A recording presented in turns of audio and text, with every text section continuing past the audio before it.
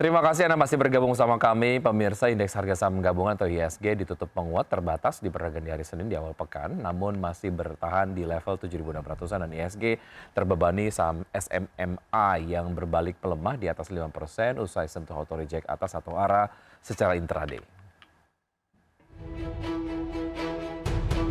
Indeks harga saham gabungan melanjutkan rally di hari keempat beruntun di perdagangan awal pekan ini.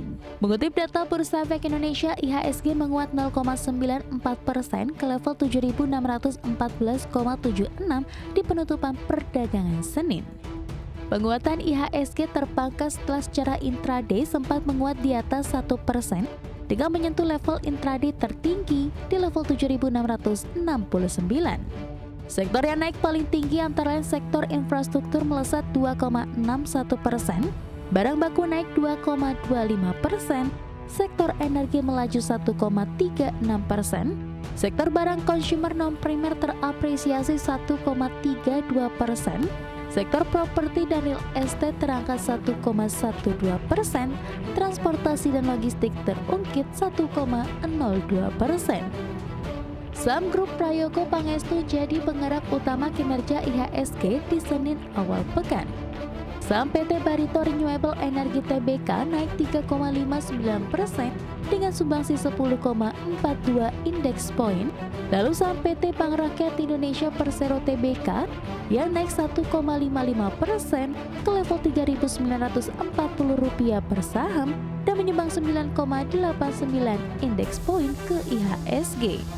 Melengkapi 5 besar penggerak utama kinerja IHSG, MDKA ditutup menguat 9,28% di level Rp2.590 per saham. Saham CDIA ditutup menguat 9,91%, kembali sentuh arah di level Rp1.830 per saham. Di sisi lain, saham pemberat datang dari saham asuransi Grup Sinarmas SMMA berbalik arah dari semula menyentuh batas auto reject atas dan malah berakhir di zona merah melemah 5,29% di level Rp21.500 per saham dan menjadi pemberat utama IHSG mencapai 2,57 indeks poin.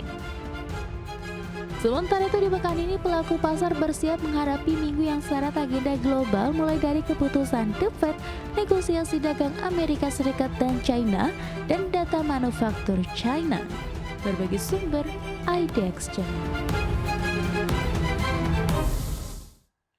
Presiden Amerika Serikat Donald Trump menyatakan akan memberlakukan tarif impor sebesar 15 hingga 20% terhadap negara-negara yang belum menyepakati perjanjian dagang bilateral dengan Washington, dan rencana pemberlakuan tarif tersebut menandai peningkatan dari tarif dasar 10% yang diumumkan Trump pada April lalu. Presiden Amerika Serikat Donald Trump mengungkapkan rencananya untuk memberlakukan tarif impor sebesar 15% hingga 20% terhadap negara-negara yang belum menaikkan perjanjian dagang bilateral dengan Washington. Hal tersebut diungkapkan Trump dalam konferensi pers di Turnberry, Skotlandia bersama Perdana Menteri Inggris Keir Starmer. Adapun rencana tersebut menandai peningkatan dari tarif dasar 10% yang diumumkan Trump pada April lalu dan berpotensi memberatkan negara-negara berkembang yang sebelumnya berharap akan memperoleh tarif lebih ringan. I would say it'll be somewhere in the 15 to 20% range.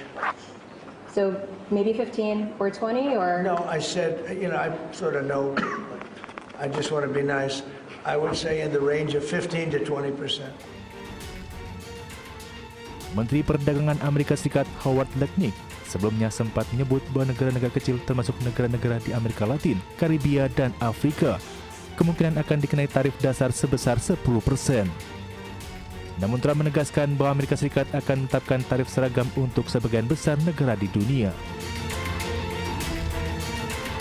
Berbagai sumber untuk IDX Channel.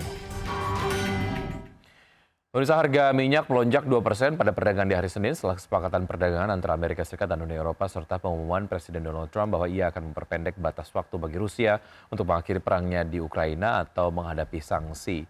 Minyak mentah berjangka Brent ditutup melesat 2,3% menjadi $70,04 per barrel, sedangkan minyak mentah berjangka West Texas Intermediate melonjak 2,4% ke level $66,71 per barrel. Adapun Brent mencapai harga tertingginya dalam 10 hari, sementara itu dari sisi pasokan panel OPEC Plus pada hari Senin menekankan perlunya kepatuhan penuh terhadap perjanjian produksi minyak menjelang pertemuan terpisah 8 anggota OPEC Plus pada hari Minggu untuk memutuskan peningkatan output September.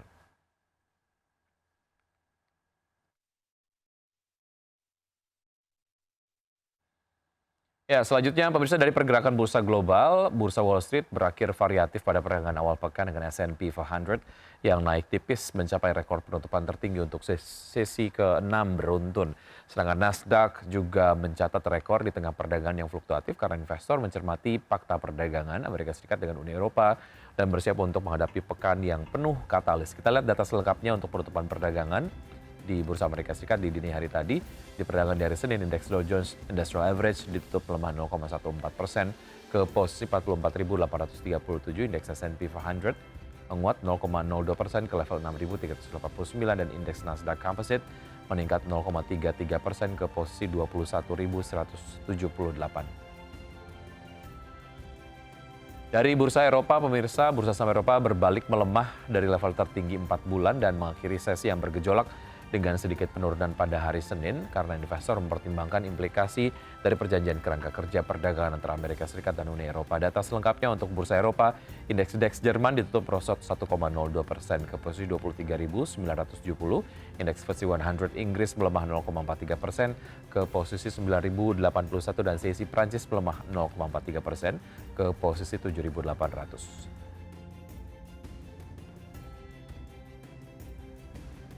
Ya pemirsa, pemerintah berkomitmen merampungkan pembangunan Ibu Kota Nusantara di Kalimantan Timur di tengah usulan moratorium pembangunan IKN. Ya, pemerintah berharap pembangunan IKN akan rampung dalam waktu 3 tahun ke depan. Pemerintah berkomitmen merampungkan pembangunan Ibu Kota Nusantara di Kalimantan Timur.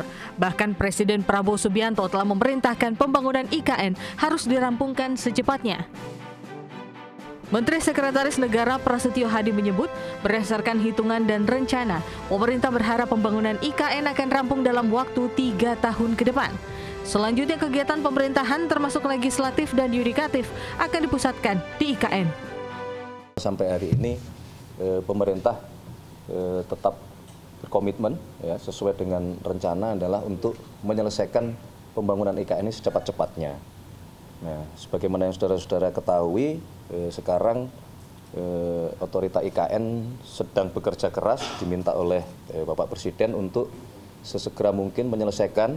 Kemarin hitung-hitungannya kurang lebih kita berharap dalam 3 tahun ke depan bisa selesai sarana prasarana yang diperlukan untuk menjalankan pemerintahan. Mensesnek memastikan Presiden Prabowo akan mengeluarkan keputusan Presiden soal penetapan IKN menjadi ibu kota negara. Namun Kepres tersebut akan diteken jika sarana dan persyaratan lainnya sudah terpenuhi. Jakarta, Tim Liputan IDX Channel.